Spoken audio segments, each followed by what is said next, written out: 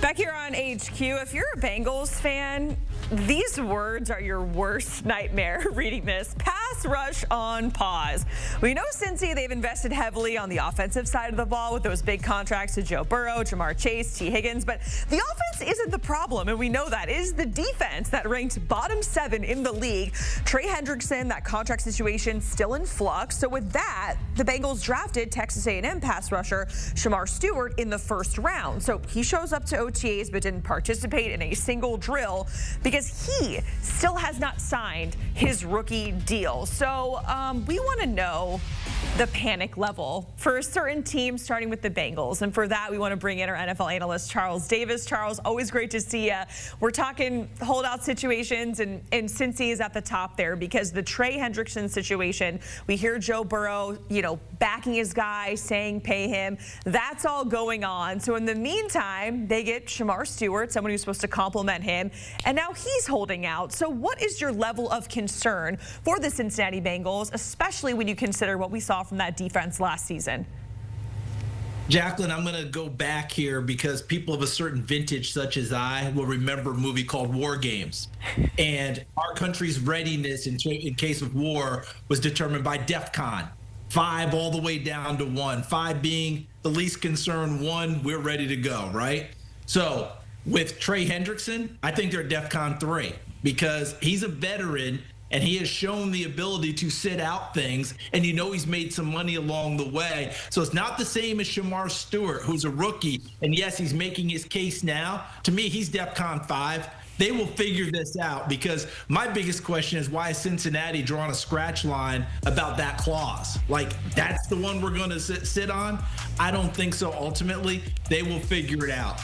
The biggest thing for these Bengals, Jacqueline, is that defensive side of the ball has got to play better than they did last year with a similar roster, okay? Joseph Asai, he's got to play better. So does Miles Murphy as pass rushers to complement Hendrickson, who I think will be back with them when the season begins. Then you've got to get into the secondary. So many guys have to play better. Cam Taylor-Britt, Dax Hill, DJ Turner, Geno Stone, who had come over from Baltimore. And then they're counting on a rookie linebacker, Demetrius Knight, to possibly be their starter if they don't start Oren Burks, who came over from Philadelphia and played really well in the playoffs last year, but hasn't been a frontline starter for most of his career. Yeah, Al Golden's the new D coordinator, but I don't think he has the magic wand. I don't think he's got the Harry Potter where he can just Expelliarmus and bam, everything's going to be great. The guys on the roster have to play better. Lou Anarumo's a big-time D coordinator. It wasn't all him. They just have to play better on that side of the ball. Yeah, it takes a certain type of magic to, even if you have Joe Burrow, Jamar Chase, and T. Higgins putting up mad points on the board, if you're giving up 30 plus, it doesn't matter, to your point, Charles. Let's talk about the Dolphins because there are trade rumors and reports that are out there that, they're going to be trading numerous players, and it's already been confirmed they're actively looking for a trade for Jalen Ramsey. We know that. But now, tight end Jonnu Smith reportedly being shopped around after looking for a new potential deal there. So should Dolphins fans be concerned with how much talent seems to be on the way out in Miami? Where is the panic level for you here with the Dolphins? Yeah, I'm definitely thinking it's much more like a DEFCON 2, and here's why. Chris Greer, the general manager, he said a while ago that we're not rebuilding. We're still planning on trying to win.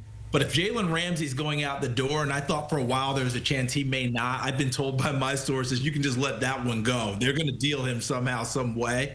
And now I'm hearing about Jonnu Smith, who had such a breakout year last year that he is in high demand. Does he end up back in Tennessee? Does Pittsburgh make a play for him? Is there a wild card team we don't know about? Because when I look at the Dolphins with these types of moves that are being made, and I'm hearing Bradley Chubb, their terrific rush defensive end, saying, we talked about a culture change last year, but we didn't come close to getting it done. We dipped our toe in the water, but we didn't commit fully.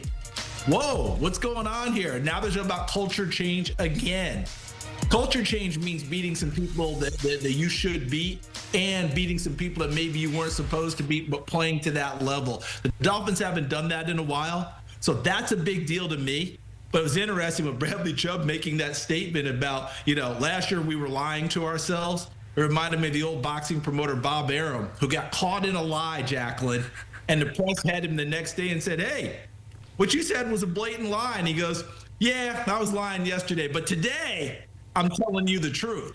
That's what it has to be with the Dolphins. So that's why I'm saying DEFCON 2 with them, because Buffalo cemented in. The Jets have made moves in the offseason, and New England has definitely made moves to get better in the offseason. Yeah, and Miami Dolphins fans, they just want a playoff win, man. It has been so long since they have seen that. Finally, Charles, let's go to the AFC South where we're talking about the Colts, because it appeared early in the offseason there was going to be some sort of QB battle, right, with Daniel Jones and AR, Florida Gator grad, who I'm just rooting for, man. But he has been injured, dealing with a shoulder injury. Now we're hearing from the brass that it looks like he's going to be ready for training camp. So what is your concern level here for the Colts as we're going into year 3 with Shane Steichen? And it kind of feels like a bit of a prove-it year for AR potentially.